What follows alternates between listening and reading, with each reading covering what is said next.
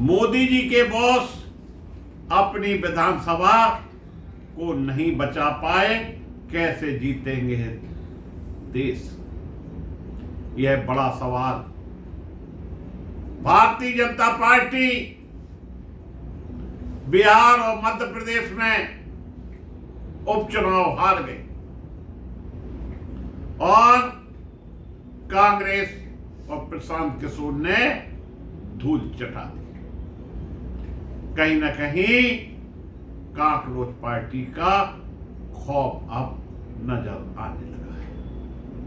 नमस्कार, मैं मुकेश सुदैनिया, आप देख रहे हैं सीधे बोल यूपी।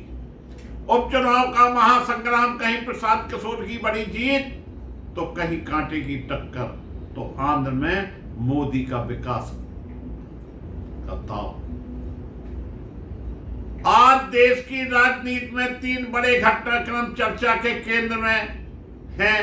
बिहार की बागीपुर सीट पर प्रशांत किशोर ने अपनी पहली चुनावी परीक्षा में भाजपा के लंबे समय से चले आ रहे गढ़ को भेदते हुए जीत दर्ज की। यहां से, इस क्षेत्र से नितिन नवीन, जो कि प्रधानमंत्री के बॉस हैं, वो राज्यसभा में पहुंच गए और अपनी सीट से भाजपा के प्रत्याशी को नहीं जिता पाए। मध्य प्रदेश की दतिया सीट पर मुकाबला बेहद कांटे का रहा। वहीं गुजरात की मंजरपुर सीट पर भाजपा ने अपनी बढ़त बरकरार रखी। इसी बीच प्रधानमंत्री नरेंद्र मोदी ने आंध्र प्रदेश में लगभग 18,000 करोड़ की विकास परियोजनाओं का उद्घाटन किया और शिलान्यास कर दक्षिण भारत में विकास का बड़ा संदेश देने की कोशिश की। बिहार बागीपुर में प्रशांत किशोर को ऐतिहासिक जीत और दतिया में दतिया के राजा घनश्याम सिंह को भी विशाल जीत। सबसे बड़ी खबर पटना के बागीपुर विधानसभा सीट से आई, जहां भाजपा की नाक जुड़ी हुई थी और यह सीट भाजपा के पूर्व प्रदेश अध्यक्ष नितिन नवीन के राज्यसभा जाने के बाद खाली हुई थी। जो व्यक्ति अपनी सीट नहीं जीत पाया, वो देश की सीटें कैसे जीतेगा? याद कीजिए कि नवीन नितिन ने युवाओं के लिए क्या कहा था। इस सीट पर जन स्वराज के संस्थापक प्रशांत किशोर ने अपना पहला चुनाव लड़ा और भाजपा के उम्मीदवार नीरज कुमार सिन्हा को हराकर बड़ी राजनीतिक जीत दर्ज की। वहीं दतिया में जिस तरह से मध्य प्रदेश की पूरी भाजपा की प्रतिष्ठा दांव पर लगी थी और पर्ची वाले मुख्यमंत्री डॉक्टर मोहन यादव, जिन्हें पर्ची से मुख्यमंत्री बनाया गया था, उन्होंने पूरी अपनी ताकत चुनाव जीतने के लिए लगा दी, लेकिन पूर्व गृह मंत्री नरोत्तम मिश्रा का टिकट काटकर उन्होंने जिस तरह का खेल खेला था, यह इस खेल ने ही उन्हें उलझा दिया और कांग्रेस से घनश्याम सिंह लगभग 11,000 से अधिक वोटों से विजयी।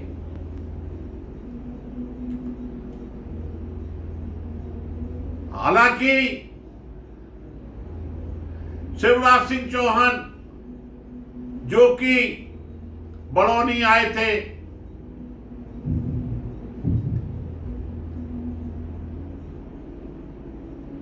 लेकिन एक बड़ी जनसभा की प्राइवेट जेट से बड़ौनी पहुंचे, लेकिन उनकी जनसभा को भी दतिया क्षेत्र के लोगों ने दरकिनार कर दिया। इसका मुख्य कारण जिस तरह से वो नरोत्तम मिश्रा को झुकाना चाहते थे, नरोत्तम मिश्रा को हराना चाहते थे, नरोत्तम मिश्रा की इज्जत को खत्म करना चाहते थे। इससे आपको बताएं, मध्य प्रदेश में मोहन यादव की इज्जत खत्म हो गई।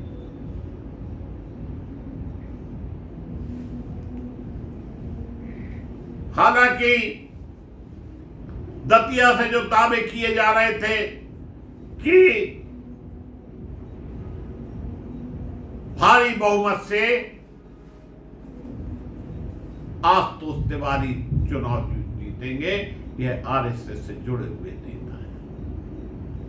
वहीं प्रशांत किशोर लगातार बढ़त बनाए रहे, अंत में जीत की ओर बढ़ गए और इस परिणाम को बिहार की राजनीति में एक महत्वपूर्ण मोड़ माना जा रहा है।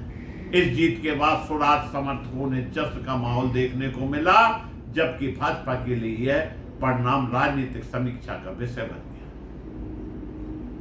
दतिया मध्य प्रदेश का चुनाव भी हर व्यक्ति की आंखों में खटक रहा था। मध्य प्रदेश की दतिया विधानसभा सीट पर भाजपा और कांग्रेस के बीच कड़ा मुकाबला देखने को मिला। मतगणना के दौरान कई बार बढ़त बदलती रही। शुरुआती दौर में कांग्रेस ने घनश्याम सिंह आगे रहे, जबकि बाद के रुझानों में भाजपा और कांग्रेस के बीच बेहद करीब मुकाबला बना रहा। दतिया का परिणाम मुख्यमंत्री मोहन यादव, पूर्व मंत्री नरोत्तम मिश्रा और प्रदेश कांग्रेस नेतृत्व सभी के लिए प्रतिष्ठा का प्रश्न बन गया था। लेकिन जिस तरह से माहौल बदला है, जिस तरह से दतिया में कांग्रेस की लहर आई है और जो भाजपा का कार्यकर्ता था वो घरों से नहीं निकला, इसका मुख्य कारण कि मोहन यादव नहीं चाहते थे कि नरोत्तम मिश्रा को टिकट मिले और नरोत्तम मिश्रा चुनाव जीत जाए, क्योंकि वो मध्य प्रदेश का एक बड़ा चेहरा था। उनको हराने के लिए टिकट काटा गया था और जिस तरह से लुटिया भाजपा की डूबी है दतिया में, इससे एक संदेश हो गया कि आगामी 2028 का मध्य प्रदेश में चुनाव भाजपा के लिए मुसीबत बन जाएगी। भाजपा के लिए मुसीबत नहीं, नरेंद्र मोदी जी के लिए भी मुसीबत बन जाएगी। गुजरात का मंजलपुर में भाजपा की बढ़त कायम रही।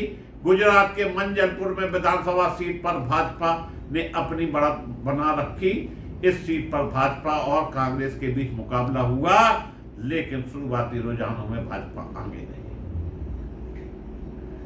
गुज्जू भैया सिर्फ गुजरात में थोड़ी बहुत उपचुनाव में इज्जत बचा गई, लेकिन आपने देखा होगा पूरे संसार में जहां के राष्ट्राध्यक्ष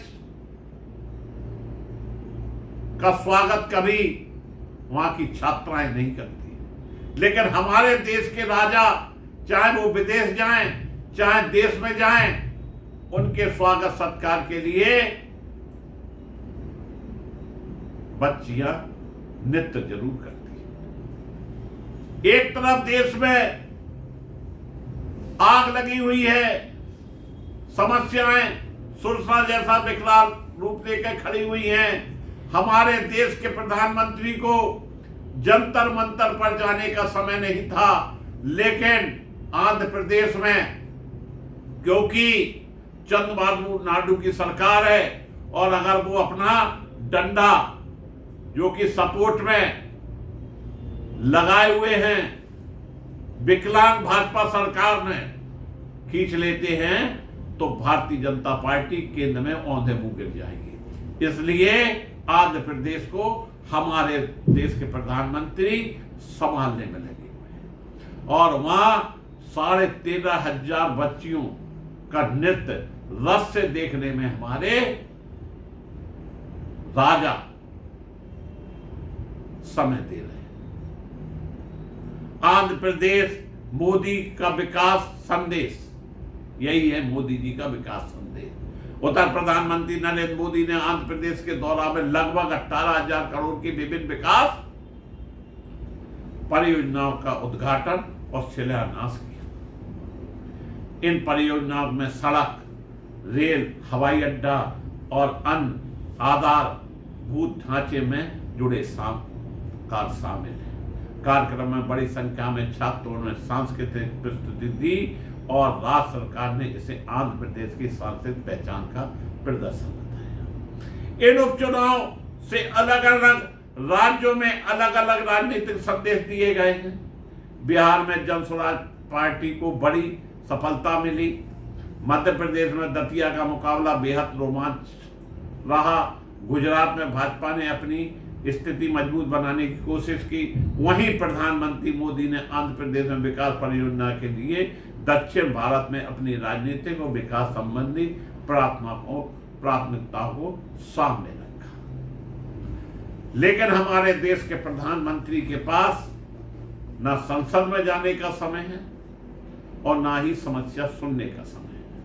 और वो अपने ही देश में नहीं, विदेशों में भी जहां जाते हैं वो नृत्य जरूर देखते हैं। यह परंपरा पहले जरूर देखी गई। जब राजा महाराजा कोई कार्यक्रम करते थे तो उनके यहाँ नृत्य की परंपरा थी, परंतु हमारे देश के प्रधानमंत्री को यह शौक इतना है कि बिना नृत्य देखे उनका काम नहीं चलता है। जिस तरह से कांकरोच पार्टी ने अटैक किया है, इससे कहीं ना कहीं केंद्र सरकार घबराई हुई है और यह तो अभी शुरुआत है। आगे देखते जाइए होता क्या है।